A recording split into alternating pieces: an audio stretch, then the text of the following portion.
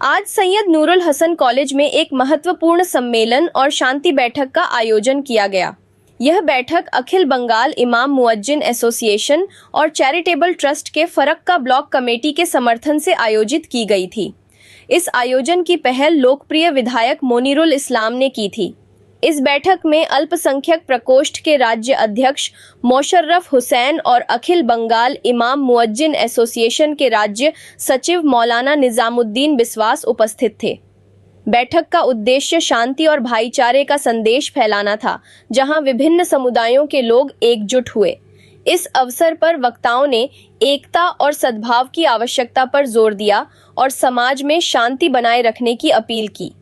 कार्यक्रम में शामिल सभी गणमान्य व्यक्तियों ने शांति और विकास के लिए मिलकर काम करने की प्रतिबद्धता जताई। আমি ধন্যবাদ ও অনেক শুভেচ্ছা অভিনন্দন জানাচ্ছি যে আজকে প্রচন্ড এই কয়েকদিন যাবত অতিরিক্ত ভ্যাপসা গরম চলছে, অস্বস্তিকর একটা গরম চলছে। তা দীর্ঘদিন আগে পূর্ব নির্ধারিত সূচি অনুযায়ী তবু এই সভাটি অনুষ্ঠিত হচ্ছে। আমি সর্বপ্রথমেই এখানকার ফারাক্কার নবরূপকার বিধায়ক, বিশিষ্ট সমাজসেবী, সফল ব্যবসায়ী, সফল বিধায়ক, অত্যন্ত সৎ নির্ভীক বক্তা সম্মানিত মনিরুল ইসলাম মহাশয়কে অনেক আমার ঘনিষ্ঠ সহচর, ঘনিষ্ঠ বন্ধু, তাকে অনেক ধন্যবাদ শুভেচ্ছা জানাচ্ছি যে এইরকম একটা পবিত্রতম মেহফিলে আয়োজন করার জন্য। মঞ্চে উপস্থিত এখানকার ব্লক সভাপতি মোহাম্মদ ইলিয়াস সাহেব আছেন, আমাদের বিধায়ক সাহেবের অত্যন্ত শ্রদ্ধা ভাজন সম্মানিত বড় দাদা নওশাদ সাহেব, ইমাম দুই সংগঠনের সম্পাদক, রাজ্য সম্পাদক এবং জেলার প্রতিনিধিরা আছেন, আব্দুল রাজ্জাক সাহেব, নিজামুদ্দিন বিশ্বাস সাহেব এবং এখানকার ডিস্ট্রিক্ট ইমাম রিপ্রেজেন্টেটিভ, ব্লকের সম্মানিত ইমামগণ, প্রতিটি গ্রামে আমাদের সম্মানিত ইমাম মুয়াজ্জিনগণ উপস্থিত আছেন। আমি যাওয়ার টাইম হয়ে আসবে, তারপর একটা বিতরণ কর্মসূচি আছে।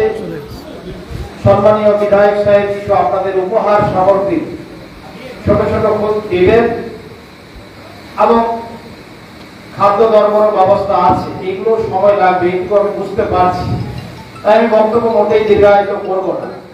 তা আমি শুধু বলবো যে রাজ্যে জেলা ব্যাপী বা ব্লক ব্যাপী যে ইমাম মুয়াজ্জিন কনফারেন্স গুলো হয়, এইখানে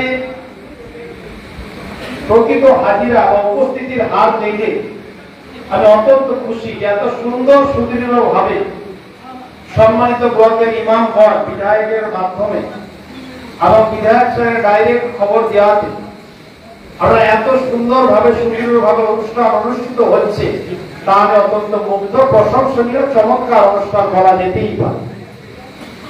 তা আমি আপনাদের অনুরোধ করব